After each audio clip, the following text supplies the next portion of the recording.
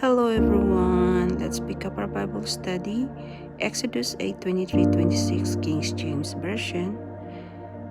And I will put a division between my people, thy people. Tomorrow shall this sign be. And the Lord did so. And there came a grievous swarm of flies into the house of Pharaoh, and into his servant houses, and into the land of Egypt, and the land was corrupted by reason of the swarm of flies.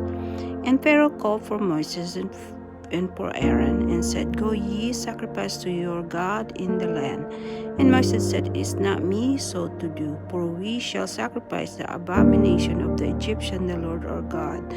Lo, shall we sacrifice the abomination of Egyptian before their eyes, and will they not stone us? Have a blessed day, everyone. God bless you.